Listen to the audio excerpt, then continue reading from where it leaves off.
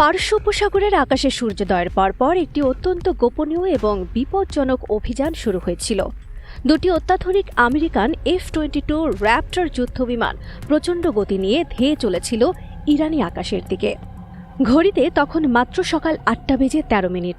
এই দুটি বিমান পাঠানো হয়েছিল একটি অত্যন্ত সংবেদনশীল এবং ঝুঁকিপূর্ণ মিশনে।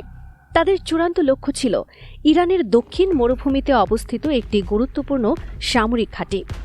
বিমানের নিয়ন্ত্রণে ছিলেন দুজন অত্যন্ত অভিজ্ঞ যোদ্ধা পাইলট।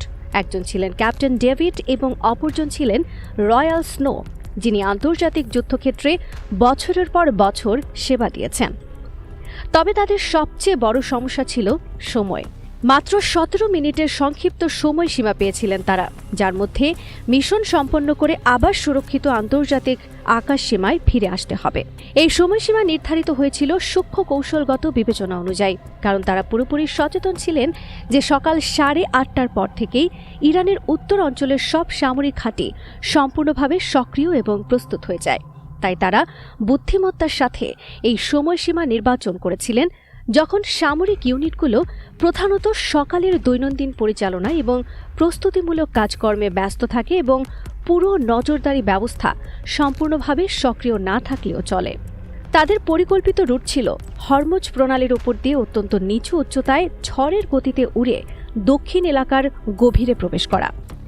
সেই মুহূর্তে দুই পাইলট তাদের বিমান পরিচালনা করছিলেন সমুদ্রের পৃষ্ঠ থেকে মাত্র কয়েক শত ফুট উপরে।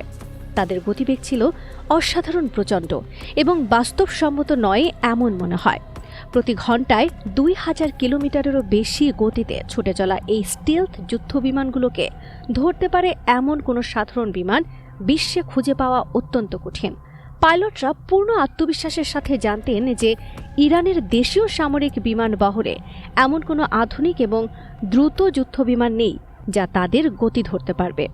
এই নিশ্চিততার উপর ভিত্তি করে তারা প্রায় নীরবে একেবারে আকাশের সাথে মিশে যাওয়া নিম্ন উচ্চতায় পাহাড়ি টেরেইনের মধ্য দিয়ে ধীরে ধীরে এগিয়ে যাচ্ছিল তাদের গন্তব্যের দিকে। এদিকে ইরানের একটি কৌশলগতভাবে গুরুত্বপূর্ণ রাডার কন্ট্রোল রুমে দায়িত্বে ছিলেন একজন তরুণ জুনিয়র অফিসার। সকালে প্রাথমিক সময় হওয়ায় পুরো কন্ট্রোল সেন্টার এখনও সম্পূর্ণভাবে সর্বোচ্চ সতর্কতা মোডে চালু ছিল না।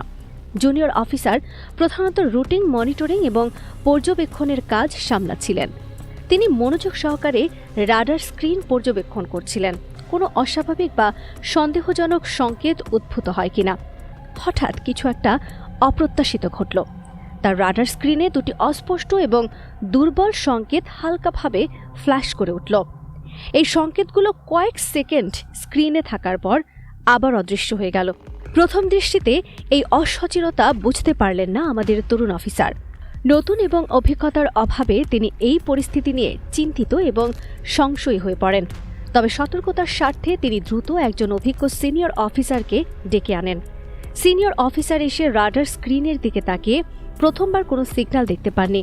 সম্ভবত তিনি এক মুহূর্তের জন্য ভেবেছিলেন যে জুনিয়র অফিসার সম্ভবত ভুল দেখেছে বা কোনো যন্ত্রগত ত্রুটি হয়েছে। কিন্তু অপেক্ষা করার মাত্র কয়েক মুহূর্ত পরই আবার সেই একই ঝাপসা সংকেত রাডার স্ক্রিনে পুনরায় আবির্ভূত হলো।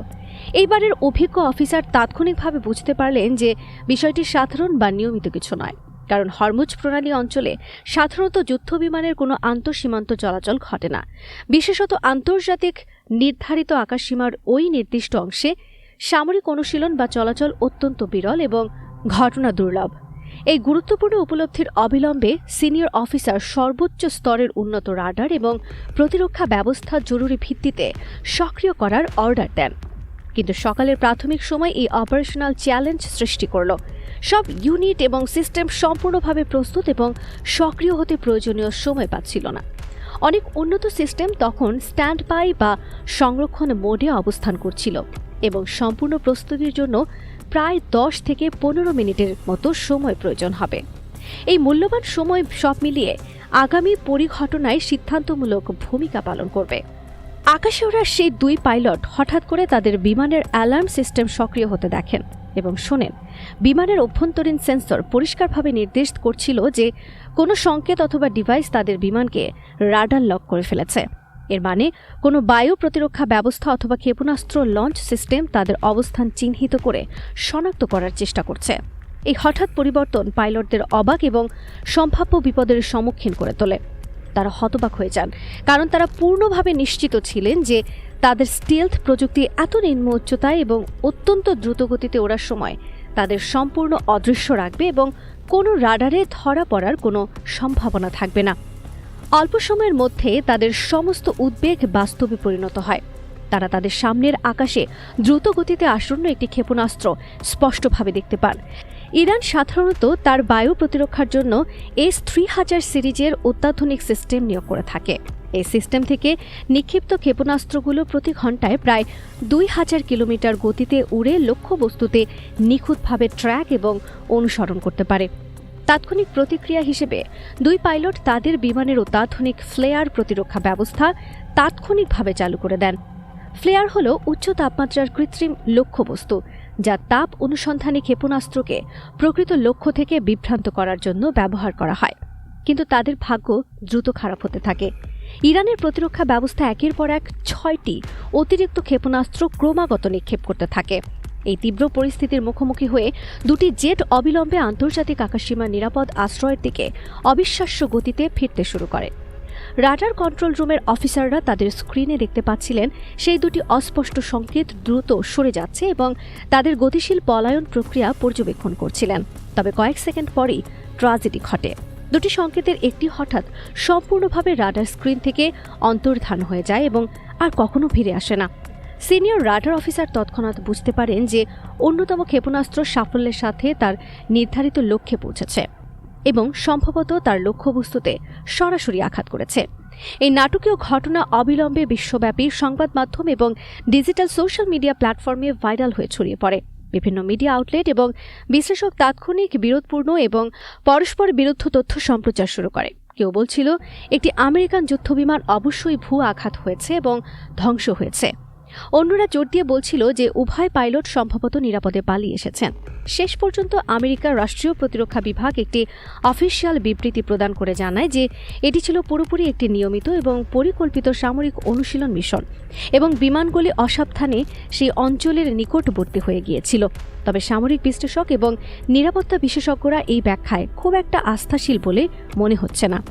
আন্তর্জাতিক স্তরে ইরান তৎক্ষণাৎ একটি দৃঢ় এবং কঠোর বার্তা প্রেরণ করে ঘোষণা করে যে তাদের দেশের আকাশসীমায় কোনো ধরনের অননুমোদিত অনুপ্রবেশ কোনোভাবেই সহ্য করা হবে না। ইরানের রেভলিউশনারি গার্ড বাহিনীর একজন উচ্চ পর্যায়ের প্রবক্তা স্পষ্ট জানান যে তারা তাদের রাষ্ট্রীয় সম্প্রভুত্ব রক্ষায় যে কোনো পরিমাপ অবলম্বন করতে সম্পূর্ণভাবে প্রস্তুত এবং সজ্জিত। এই উত্তেজনাপূর্ণ ঘটনার অনিবার্য ফলস্বরূপ ইরান সামরিক ব্যাপক স্কেলে তাদের আকাশ সীমানা সুরক্ষা ব্যবস্থা এবং নিরাপত্তা প্রোটোকল উল্লেখযোগ্যভাবে শক্তিশালী এবং জোরদার করে। তারা তাদের সমস্ত সামরিক সরঞ্জাম এবং ইউনিটকে 24 ঘণ্টা সম্পূর্ণ বিতর্কহীন সতর্কতা এবং সক্রিয়তার সাথে কাজ করার কঠোর নির্দেশ প্রদান করে।